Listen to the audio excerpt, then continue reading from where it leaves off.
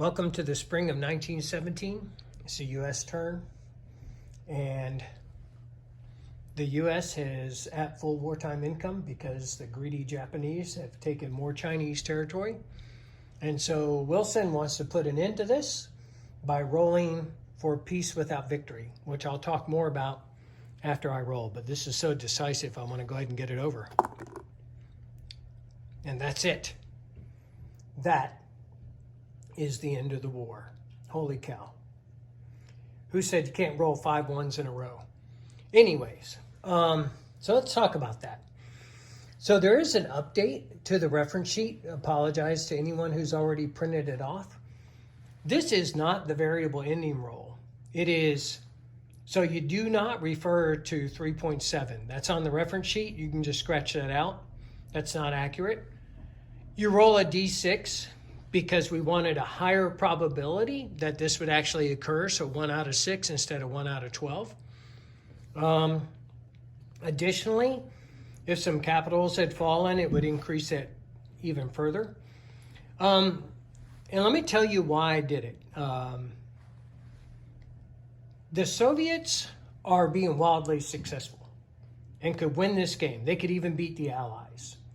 So in order to reduce the number of turns that Tim has to win it, I needed to end World War I early.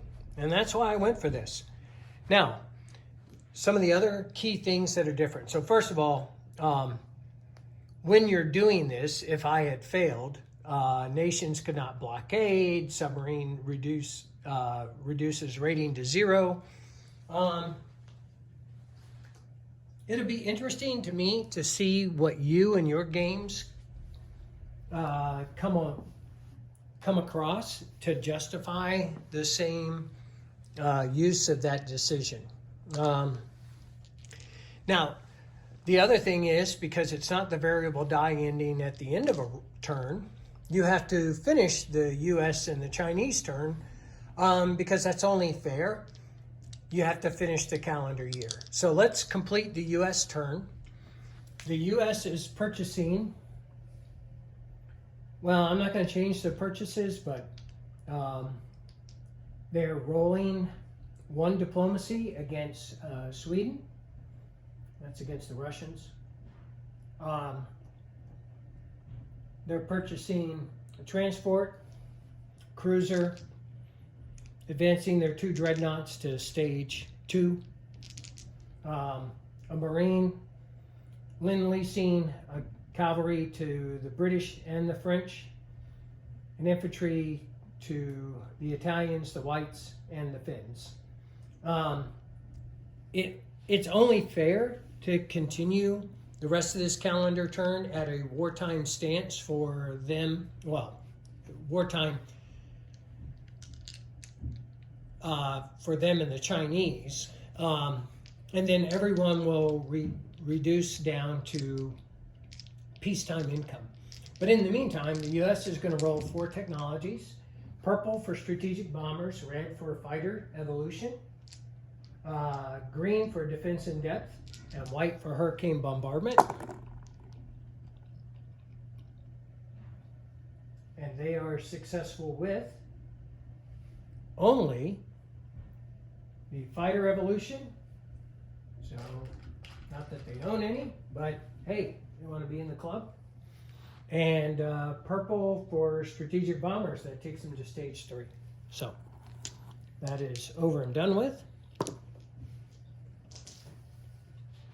There's no point in really talking about much with the U.S. I'll deliver that train to Normandy, the cavalry to Normandy for the French, the cavalry to British Midlands for the British, an infantry to Italy, northern Italy, an infantry white to Petrograd, and a Finn to southern Finland.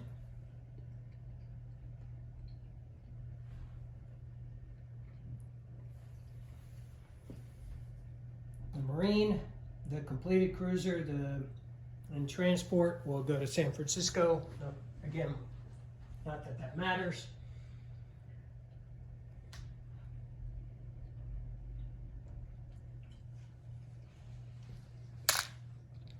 The U.S. is at wartime income, so +1 for Cuba. So that's 38. Wartime income. Well, they're not at war, actually, so they don't get that, period.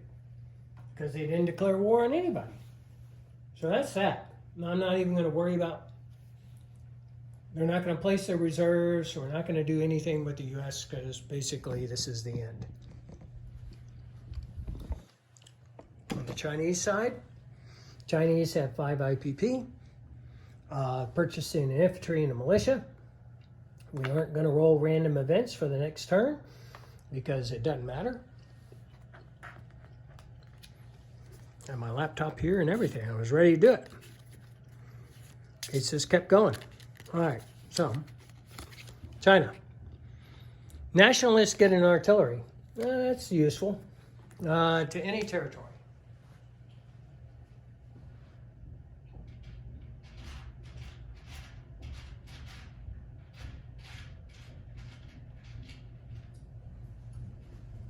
So they're going to place that artillery in their capital. Again, it doesn't. No, I'm sorry. They're going to place that artillery in,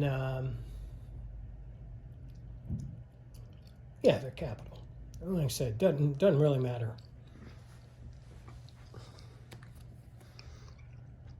Shanxi is going to get a mountain infantry. There is no Shanxi territory, so that's going to be a fight.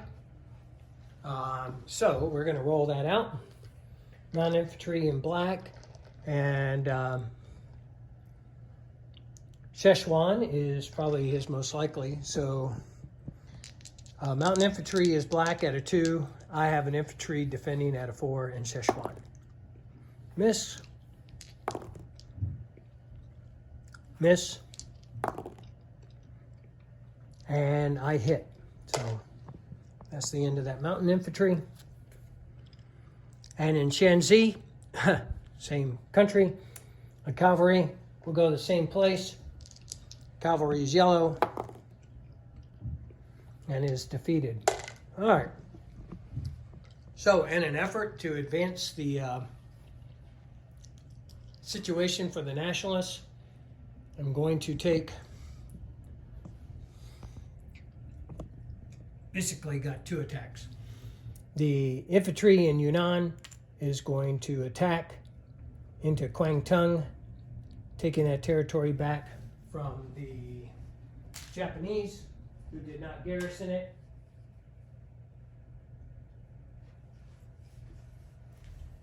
Additionally, I have the cavalry out of Xingkang, 2 artillery out of Xinghai, 1 artillery out of Shenxi,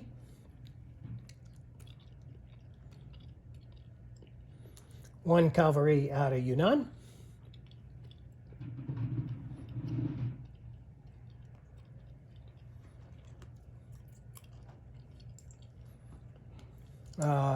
all attacking.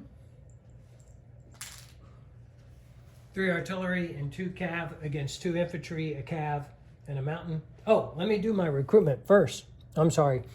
My warlord influence against Hopi. Hey, you never know. Maybe they could join the fight if I win. Nope, rolling a 12 doesn't get it. So, let's do the fight. At 3 first strike artillery. 2 retreat. Beautiful. Those guys will retreat back to Xinghai. 1 artillery coming out of Shenxi. Oh, I already did that. Sorry. 2 cavalry. 1 is boosted, so I will roll red for him. 1 is boosted to a 3. 1 is still at a 2. And they both retreat. Bunch of losers. All right. He has a mountain infantry defending. Misses. 2 infantry, cavalry is yellow, and misses all the way around. I'm going to cease that attack. The artillery is going to retreat back to Shenxi.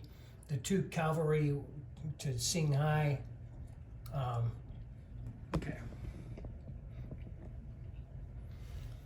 My Tibetan infantry is going to walk into Hunan.